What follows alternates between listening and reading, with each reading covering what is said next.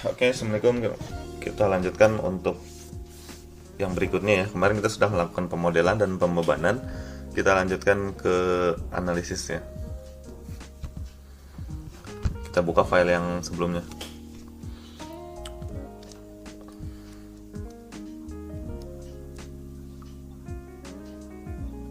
Terakhir kita udah masukkan pembebanan ya. Coba kita cek dulu display, kemudian kita buka shell beban hidup. Coba kita lihat. Oke, sudah masuk ya.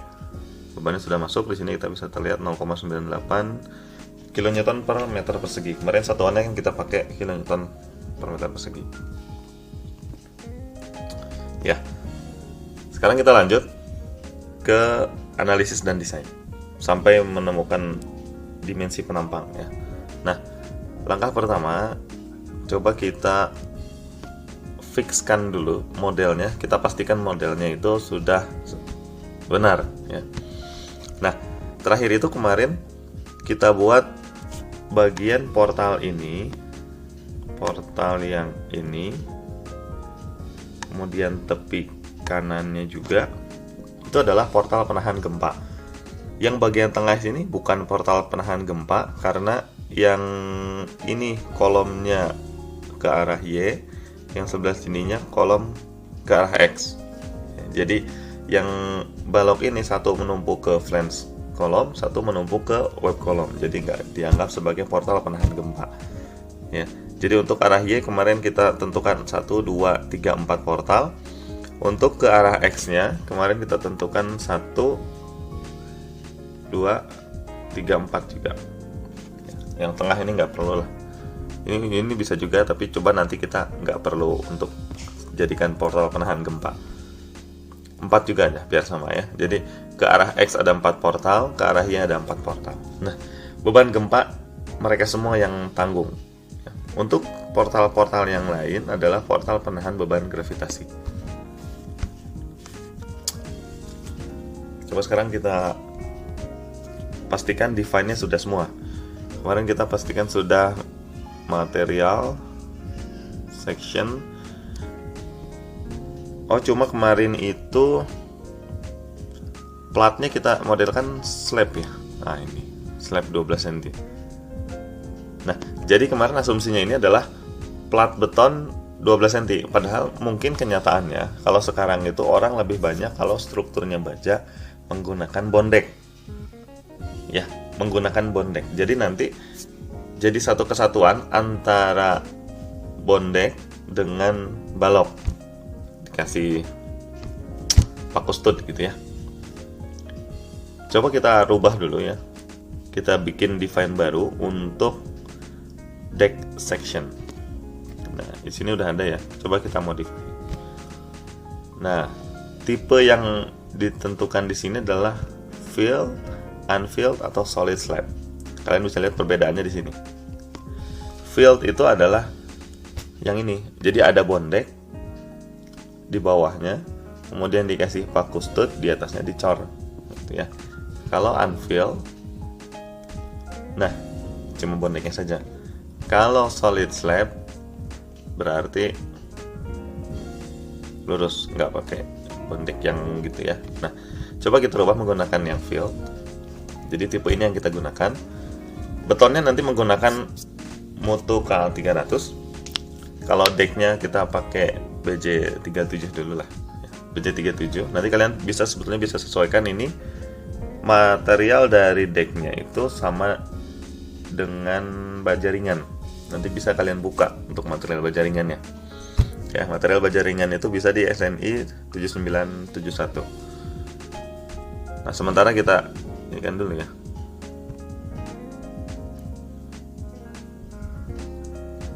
Atau sebentar, kita bisa bikin juga kok. Di sini add new material, cold foam. Oh, ada cold foam. Oke. Nah, ini material untuk cold foamnya ya. Oke, kita ganti, berarti menggunakan material yang ini. Nah, gitu. Kemudian untuk parameter-parameternya Ini nanti kalian lihat di gambar sini.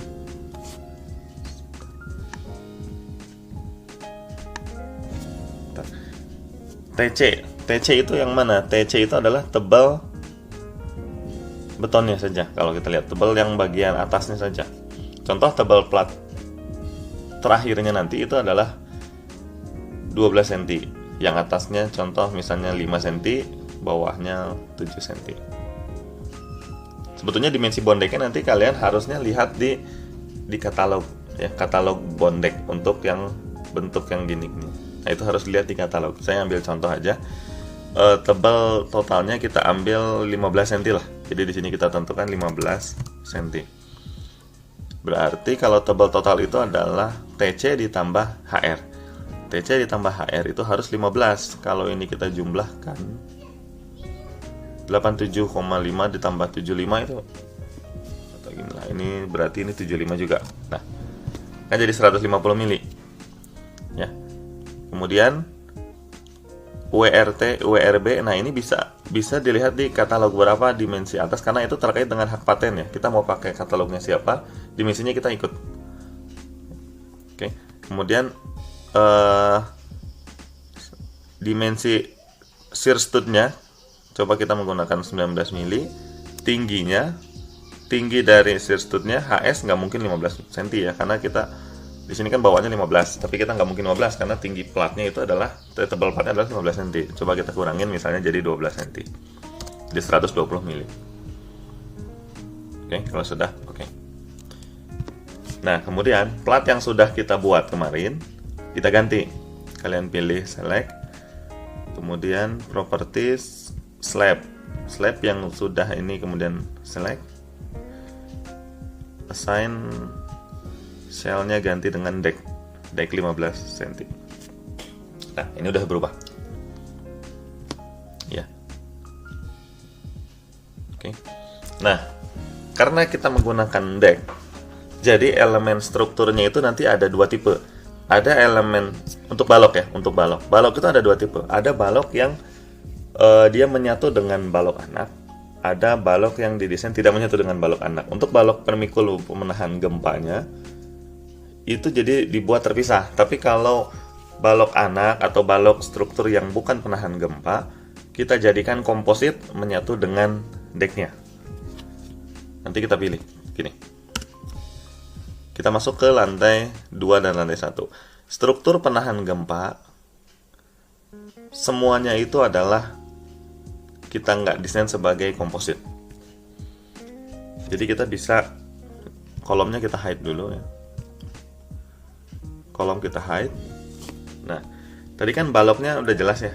Yang penahan gempa itu cuma ini 1, 2, 3, 4. Untuk ke arah X 1, 2, 3, 4. Lantai 2 juga sama.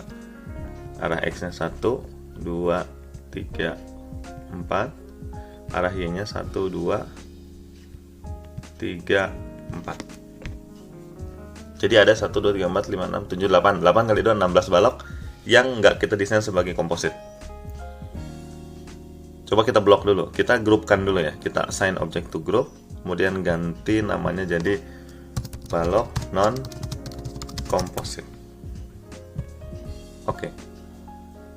Nah, kemudian ini kita blok aja semua. Nih, kalian blok semua baloknya ini. Pilih yang balok komposit tadi jangan dipilih. Berarti deselect group. Pilih balok non komposit. Deselect. Oke. Nah, kalau kita lihat di sini, balok yang tadi itu udah nggak kepilih. Ya.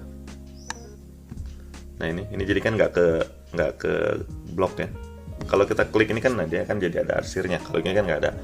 Nah, berarti struktur balok yang lain kita rubah menjadi balok komposit. Nah, kalian masuk ke design, kemudian override frame design, prosedurnya ganti jadi composite beam. Kemudian oke. Ya. Jadi nanti akan ada dua tipe untuk balok. Ada balok komposit, ada balok yang steel. Kalau kolom semuanya still. Oke. Kita keluarkan lagi untuk kolomnya. Nah, di sini plat sudah berubah menjadi bootleg. Perilaku balok anak dan balok yang non struktur penahan gempa sudah menjadi komposit.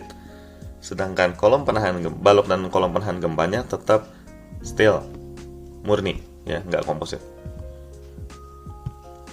Jadi kita rubah di deck section sudah. Kemudian untuk pembebanan kita cek pembebanannya sudah dead, live, dan SDL. Kita cek untuk load case, beban respon spektrumnya juga sudah kita buat case-nya. Kemudian mass source-nya kita bisa lihat 100% beban hidup, beban mati tambah 100%, beban hidupnya 25%. Ininya specified load pattern juga sudah. Nah, sekarang kita bisa coba run. Coba kalian run untuk model yang sudah dibuat.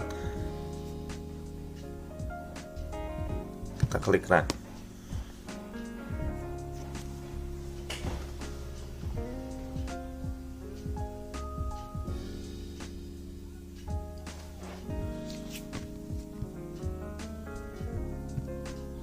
Kemudian cek modal.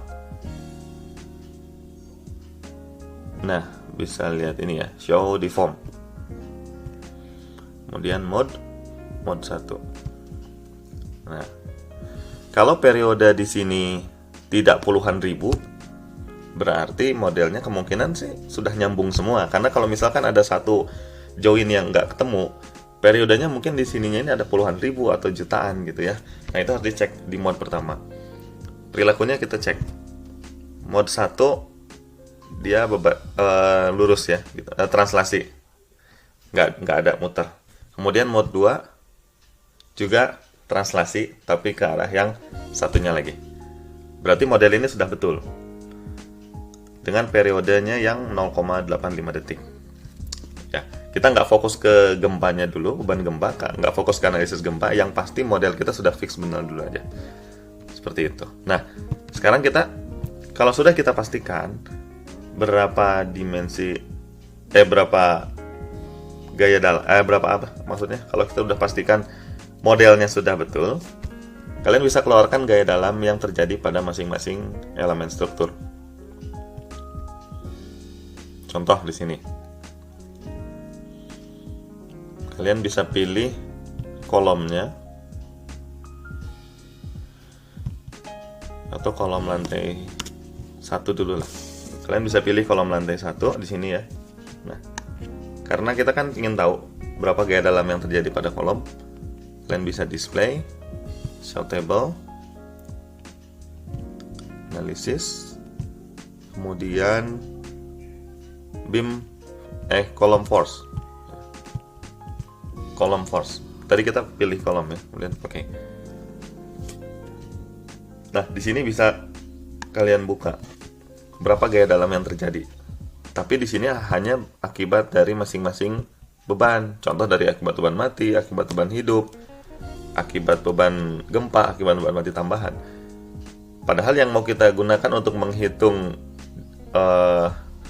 dimensi, kita perlu gaya dalam akibat kombinasi yang terjadi.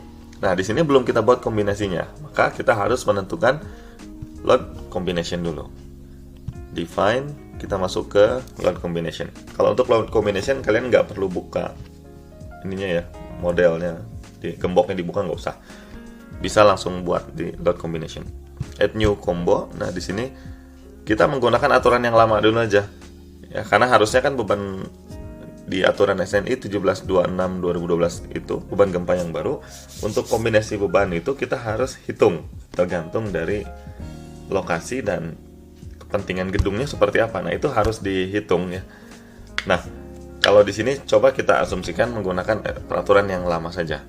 Jadi kombinasi pembebanan itu biasanya 1,4 beban mati untuk kombinasi 1, termasuk beban mati tambahan.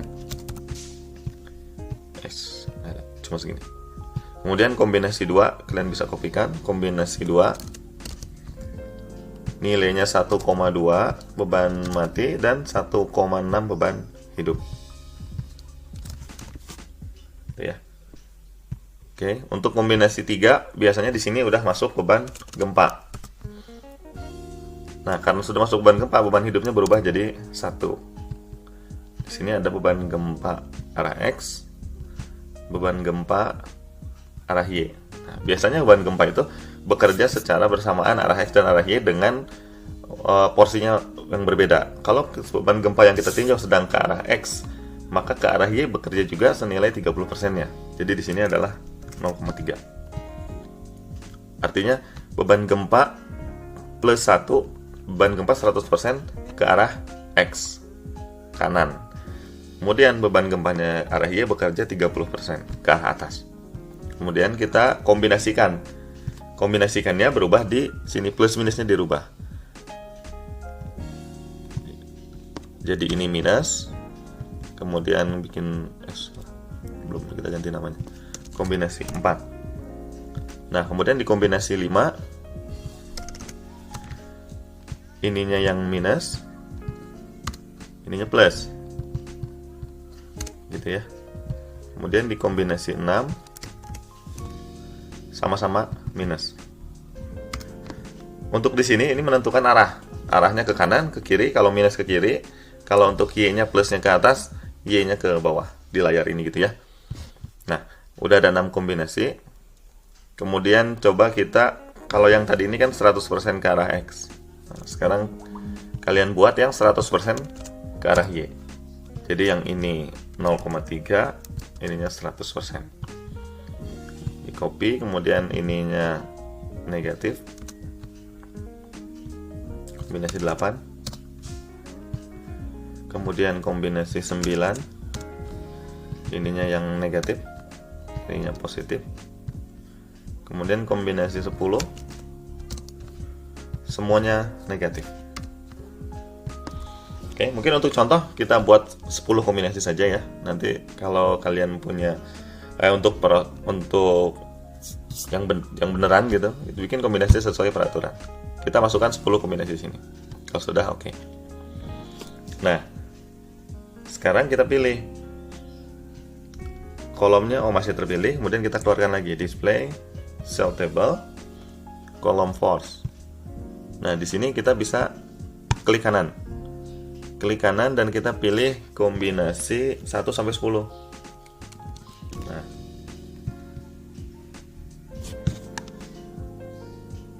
Nah, ini nilainya. Kalian bisa ekspor ke Excel.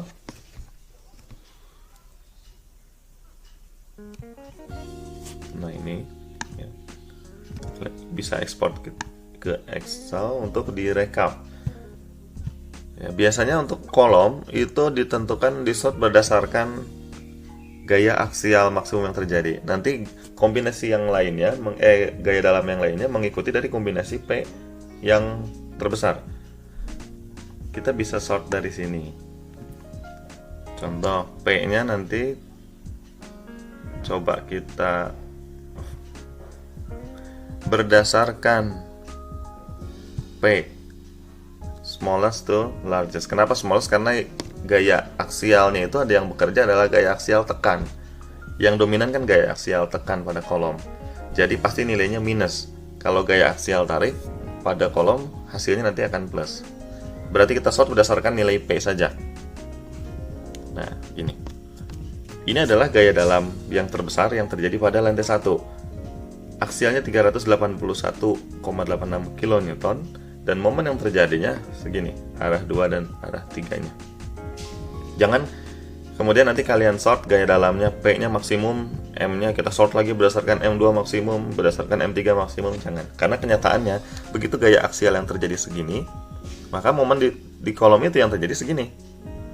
Ya, jangan diambil semua yang maksimum. Ambil dari kombinasi di mana posisi aksialnya yang terbesar. Nah, ini min 381, artinya gaya tekan terbesar di kolom itu adalah min 381. Kalau kita lihat di sini nggak ada yang positif ya, berarti nggak ada kolom yang mengalami gaya tarik. Semuanya kolom mengalami gaya tekan. Mestinya sih seperti itu, karena kalau kolom sampai mengalami gaya tarik, nanti kita desain sambungannya agak lumayan ribet. Ya, mestinya nggak boleh ada kolom yang mengalami gaya tarik. Nah, P di sini, nanti kalian rekap ke dalam laporan, kolom di lantai 1, kolom di lantai 2, kolom di lantai 3. Kalian ambil gaya aksial, gaya geser, geser arah ketiga, momen 2, momen 3. Ya, direkap. Dengan cara yang sama, kalian nanti bisa tentukan juga balok.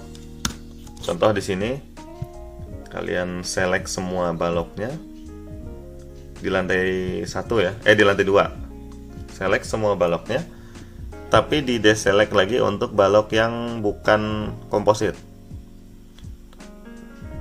Balok non kompositnya deselect.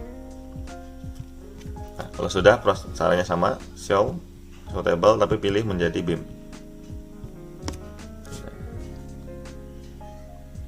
Gitu ya. Nah, kita bisa keluarkan kombinasi 1 sampai 10. Nah, gitu. Nanti kalian ini bisa di ekspor lagi ke Excel.